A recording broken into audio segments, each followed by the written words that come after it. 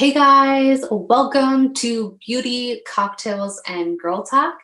I am the co-founder here at Hey Beauti Magazine. My name is Shruti Sadana, and joining us today will be TikTok star Emma Norton, and she's also an actress. And we have our host, Christina Erickson, who will also be in on this conversation. We have an epic Girl Talk episode for you guys. Emma's talking about TikTok. She's talking about fun dating stories, what she's been up to. And we also have some inspiring conversations, which I'm not going to say any more about because I want you guys to tune in. So grab your drinks, your cocktails, your mocktails, your water, your tea, whatever you're drinking, and join in on this conversation. What is one beauty product that you just could not live without? Oh, that's a great question. I think that one beauty product that I could not live without if I could only have one, which is very difficult. I would have to say maybe the Tarte Creaseless Concealer. I think that that's really, really good. I think either that I'd have to choose or maybe bronzer, because I always love a good defined cheekbone and a contoured nose. That's very important in my makeup routine. I absolutely agree. Bronzer is one thing that when I was, learning, makeup and all that, it was the best discovery ever. Absolutely. It could change your entire face. I'm like, yes. Yes. Yes. And then Emma, so if you could quarantine with anyone living or dead for 24 hours, who would it be and what would you guys do? Oh, such a good question. I think that it would have to be possibly, I think Lady Gaga, honestly, because I'm obsessed with her and I admire her professional work so immensely, and I admire her as a human being. But I think that we'd have to make some really sick costumes and makeup designs and paint. I think that that would be probably the biggest dream come true ever. So definitely that. Love it. Yes, Lady Gaga. Yeah, I was just talking about her earlier today. She's amazing. She's incredible. She serves so much fantasy. I love it. Mad respect for her. For real. Absolutely. So what would be your idea of an epic girls' night in or night out? I mean, if COVID wasn't here, let's just say. Right, of course. We got to keep that in mind. The realistic standards here. If COVID was not involved in this sleepover, not invited, I think I'd have to say, I gotta have some sushi because I love sushi so much, and me and my girls love that. I think that sushi, and then maybe watching like the Hunger Games series or something sick like that. I think that that could be super fun. Some kind of romantic thriller, fun, dark movie like that, or a good horror movie. And I love makeup. Obviously, I think that a couple people know that by now. And so definitely I would love to do style some of my friends and do their makeup. That's like real life Barbie dolls for me. And that's always a blast no matter what. Your makeup looks so good. Did you learn how to do it, or that's something you just had a passion for?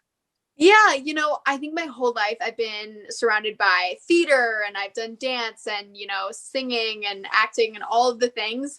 And that involves art all the time. And so I think that being surrounded by that for my entire life, and makeup artists doing stuff for plays and things like that, I was always super interested in doing it. And I started doing it in middle school, just a tiny bit, but didn't really have a platform to do it. And I really got into it just through TikTok in the past year. But I love makeup. Eyeshadow, what is that? It's sick. It looks so good. Thank you. I appreciate it. I was actually wearing these ombre orange and red pants earlier, so I matched it to that. But because of course. But I think it's I'm pretty sure it's the Artistry palette by James Charles. It's that palette is incredible. But I just did what would match my outfit the best. And I definitely look like I'm going to a concert all the time. So looks so good. So good. Yeah, no, that pigment Thank you. is on point for sure. That's awesome. I appreciate it. You guys are so sweet. So, okay, congratulations on your TikTok. Like, I mean, it's awesome. Thank you. Everything. So tell me, what was the inspiration behind that? Like, what made you decide to start a TikTok channel? Tell us all. So I think that over the summer of 2020, it was interesting because, or not the summer of 2020, but 2019 actually. I had so many of my friends just being like, do TikTok, Emma, like you'll do so good, you'll love it. And to be quite honest, like I think so many other people thought this before they started too. I thought it was still Musical.ly, and I was like, there's no way in hell that I will be doing something like this. I will not be lip syncing, doing nothing. But I think that when my sister and my best friend kind of were like, just give it a shot, I decided to do that. But the real reason why I really started was because I was in a really big audition one time, and this is the reason why I started social media. And the reason it was between me and two girls, or me and one other girl. And the reason why they didn't choose me was because I didn't have a social media following at the time. And I was so crushed that I didn't get this really big role. And I think that really lit the fire under my stomach to work my butt off every single day and make sure that they couldn't refuse me again. Wow. Yeah. Well, I can't believe how much social media has influenced our society. I mean, I think it's great. Oh my God, yes. That, like, oh, you don't have social. I would be like, what? Like, what? Yeah, I was just so taken back, and I was like, oh, okay, bet. Like, I don't have a social media following. Well, then I'll see you in a little bit. And I genuinely, I don't like not getting my way, especially when it's so important to me to always outwork everyone that I can and be the best version of myself. And I really took it as a challenge and decided, like, you can either be defeated by this and stop, or you can work your butt off every single day until they can't say no. So love that attitude. Love it. That was it. It's so funny because social media can be so, they could say, oh, you've had negative social media attention, so we're not going to choose you. But then this time they're like, no, you need to have massive social media following. And that's just crazy how there's just two extremes to social media. Yeah, it's really hard to figure out what's going to please anyone and any industry. But I think that because social media has become such a huge way to promote movies and promote TV shows, and people who have followings, like YouTubers, they did acting in the past like 4 years. That was a huge thing that started with YouTubers. And it was because of their platform, because they could promote it and their fans wanted to watch. And so I understand it. It's just unfortunate when maybe working hard and talent isn't seen equally to a social media following. Yeah, exactly. No, which is not one and the same always. No, most likely. Yeah. Definitely not. Yeah. Mm-hmm. So speaking of like social media and TikTok and all of that, what kind of videos can your fans expect from you next? Yeah, I think that I've been recently inspired by a friend of mine named Noah. But I am really obsessed with DC and Marvel. That's always been a huge part of my life. And I've done lots of content as Harley Quinn, and that's someone that people think that I look like. So I've done stuff like that. It was my first viral video.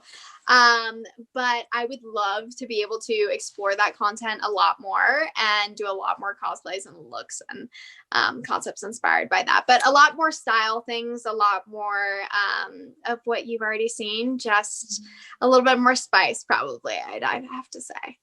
We're always keeping things spooky here, too. It's always Halloween every day for me. No, that's awesome. I love that. I love that. Harley Quinn. Like, totally play that role. I know I've done a bunch. I did a very recent video actually just as her, which was super fun. But yeah, it was funny.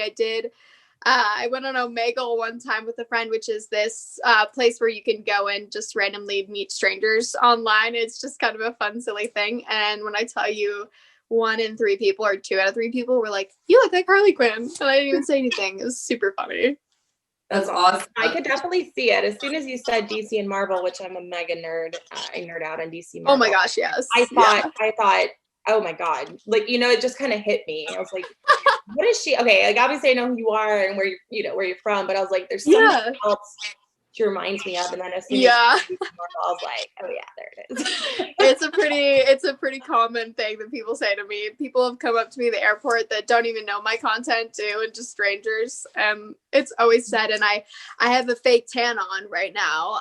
But normally when I'm pale, I look even more like her. So that's super fun. That's a fantastic tan. Thank you. I appreciate it. It's fake, but I like it. But which one is it? Because I had no idea. Yeah, no, it's actually, I love this stuff. It always looks so good and not orange, and that's hard to find in a fake tan, but it's Loving Tan, and they send me stuff, and I'm so grateful to them. And I always come out looking not orange and tan, and I look like I went on vacation, and I'm all about that. Fantastic. I had no idea until you just said it, and then I'm like, oh, dang, well, I'm glad you didn't know. That's the point. That means it's a good tan. It's our blonde hair, blue eyes. So we are so good at being pasty and need that. Yes, very much so. I'm about as white as snow gets. Yeah. Yes, for sure. So you're also an actress, of course. So tell us, what are your upcoming projects? Like, what's a dream role that you want to play? I know you said Marvel, so tell us. Yeah. You know, I think as of right now, it's hard just because of COVID, and there's so many sets that are closed, and things are starting to come back up again. And I definitely have worked so hard to make so many connections with my agency, with different networks and things like that. And I think that as I've gotten older too, it's easier because I've always looked a lot older than I actually am. And so it was hard to get cast in some things just because of that. Because they'd want to cast me as like a 20-year-old, and I'd be like 15 or something at the time. And I'd be like, well, we can't do that. But I don't have anything currently, but I'm definitely working and talking with a bunch of different people about some upcoming things, hopefully. So get back to me on that one. But as far as a dream role, it has to be something with DC and Marvel. I mean, I would kill to be in like the next version of, let's say, Black Cat or Black Canary, or anything to do with DC and Marvel, playing a really badass, powerful woman.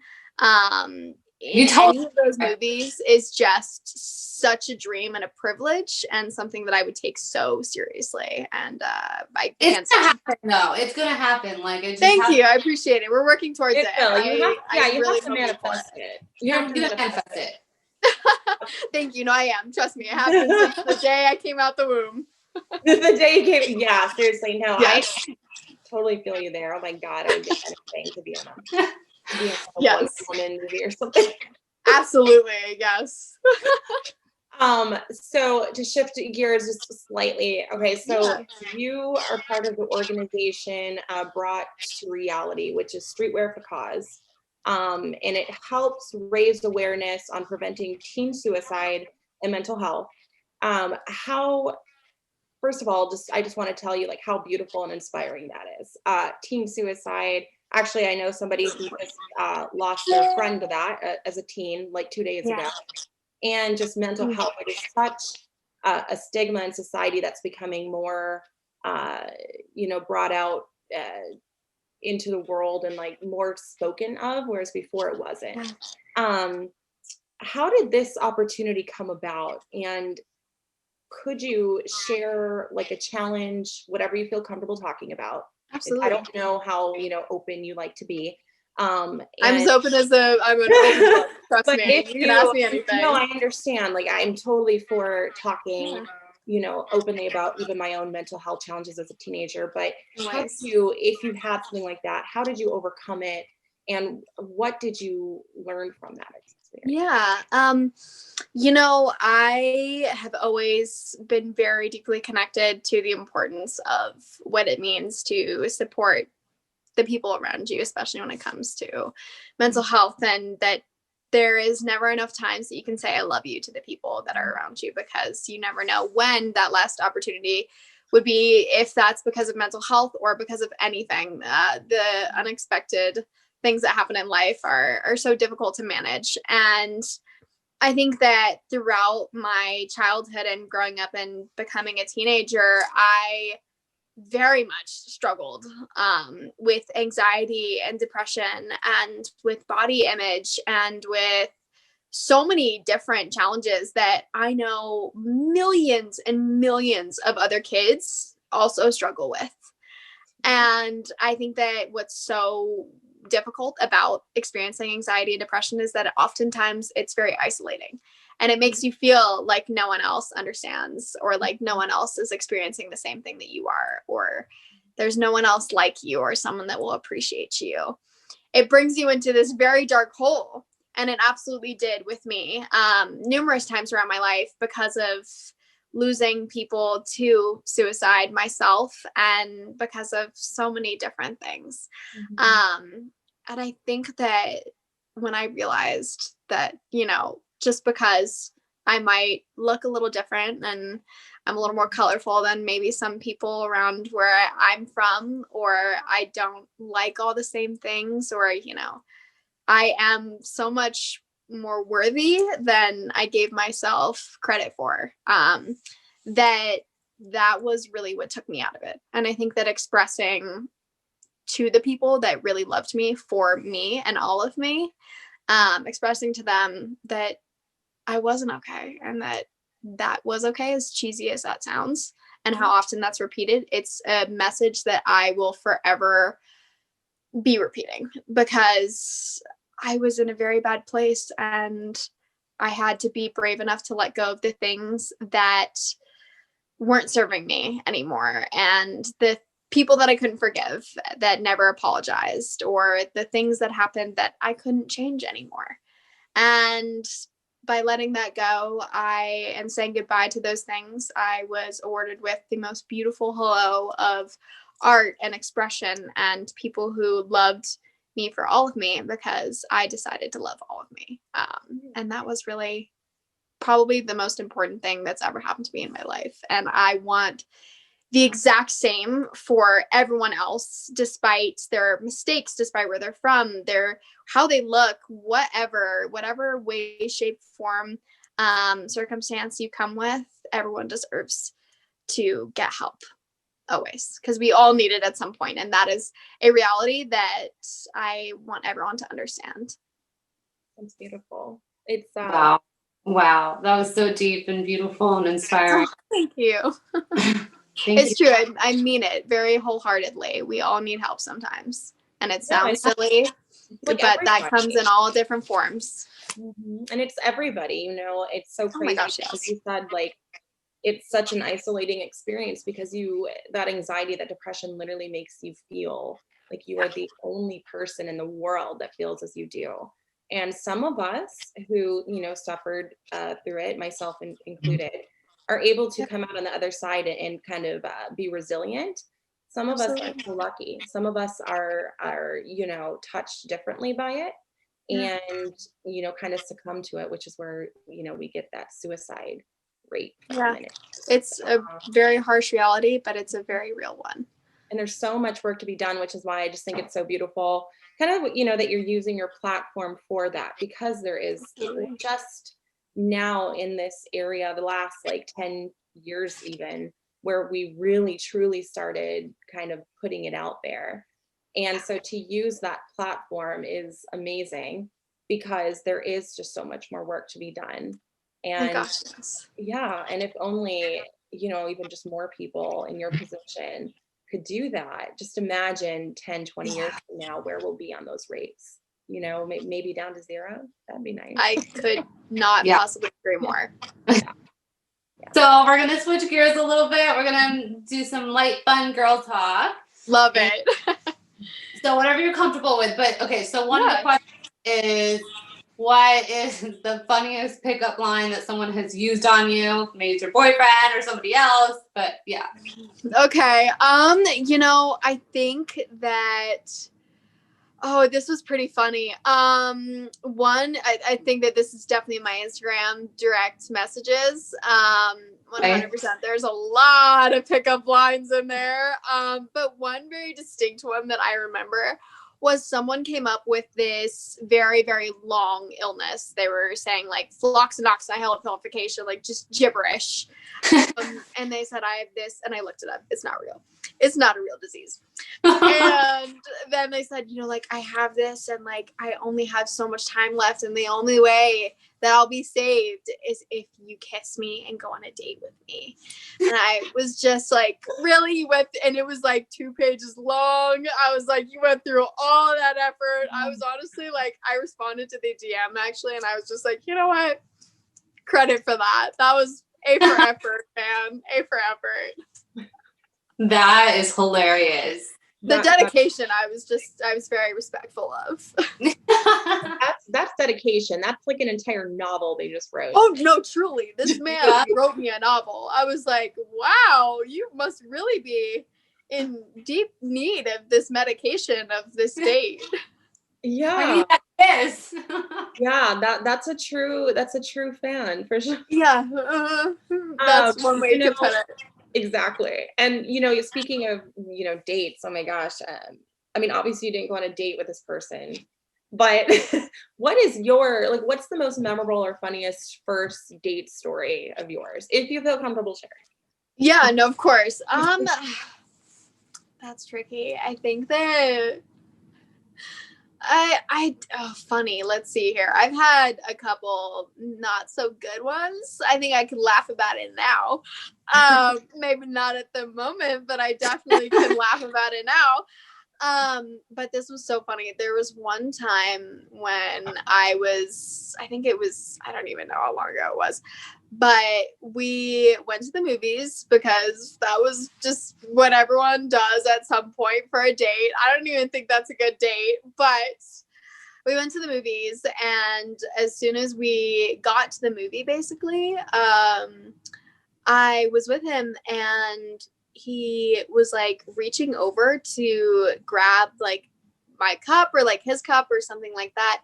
And he comes back and he just like hits himself in the face, and his whole nose, like right side of his face, just starts gushing blood, and like got on me, got on him, like got on the chairs. It was like a bloody massacre everywhere. It was so disgusting, but obviously not his fault. And I was like, I'm sure he was mortified. I felt so bad for him. I didn't even care that I got blood on me. I was just like, I feel so bad, because I was trying to like calm him down. He's like, I'm so sorry. Like, I didn't mean to. And I was like, of course you didn't. But yeah, that was definitely the messiest first date that I've ever had. And we did go on another date after that, actually. So it was not that big of a deal. But that was definitely a memory. I don't think I'm going to forget that anytime soon. I don't think he's going to forget about it. No, I wish he would. I feel so bad. I was like, you poor thing. You must be mortified. Talk about an icebreaker. Oh my God. Yeah, it's just like, oh, hey, nice to meet you. Let me just get my blood all over you. I was like, that's a little bit more personal than I was expecting, but you know what? We roll with the punches here. Literally. Just punched himself in the face. Oh, goodness. So I don't know if you had this in your yearbook, but you know how they have like most likely voted as? Yeah. Yeah. Okay. Did you have that in your yearbook? I think I did. Yeah. Uh-huh. I'm pretty sure. Or what do you think you would be voted as if you don't remember? I do remember what I got voted for. The thing that I got voted for was most likely to be a beauty guru. Oh, yeah. Oh, there it is. That is like you. Yeah, so I was like, wow, I mean, y'all were right. So I guess that's what I am now. But yeah, it was really funny that was what I got voted for. I think that my entire life, I've always just been very extra with makeup, with how I dress, I love public speaking, all of those things. And so I guess it just made sense, and clearly it still makes sense. That's so awesome. But it's like true. It's you know, you are. Yeah. The other things. Christina, you want to close it off? Yeah, sure. So our final question would be, I love this one. It's my favorite. Never have I ever. Ooh, there we go. It's hard. I know. Take your time. It's difficult. Yeah. If somebody asked me this pop question, I'd be like, oh my God. And I'd Yeah, probably no, actually I can think of one. Let's see. Never have I ever had a bloody nose. What? Oh, drop the mic for that guy. Lucky. Yeah. No, not to call him out again, but We're gonna never knock have on, I I'm gonna ever had a knock on bloody wood nose. for you over here. Yeah. Yeah. People always are shocked when I say that one, so I always have that one in the back of my head because I genuinely think every time I've played Never Ever Ever, that's the first one I always say, and people go, I'm like, wait, how have you never been like just clocked in the nose? I mean, I don't know. Maybe I just like haven't given reason to like be hit in the face. I don't know what to say. Yeah, that's a good thing. Weird enough. I know that sounds strange. Yeah. Or like ran straight into a door. Yeah, which I totally have done that, not gonna lie. It's not I your definitely nose. have. And it just, I guess my nose is made of some built different. I don't know. Yeah.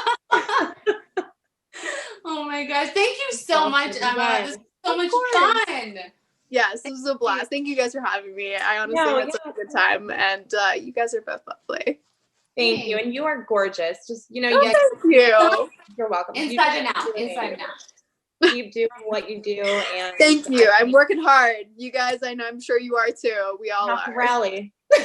Absolutely. Especially with everything going on in the past year. Yeah. We got to. But we will persevere. We will get through this. Absolutely. Yeah. Couldn't agree more. Only attitude to have. Yeah, exactly. Yes. Well, I hope you guys have a wonderful rest of your day. Seriously, thank you. Colorado. Yes. All right. Bye, guys. Bye. Bye. Wow.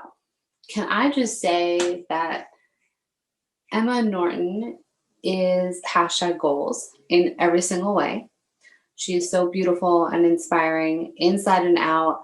I really, really admire her confidence and how outspoken she is and how confident she is and how she's just authentically herself. I mean, that is such a beautiful quality to have because I feel like sometimes people can be afraid to be themselves.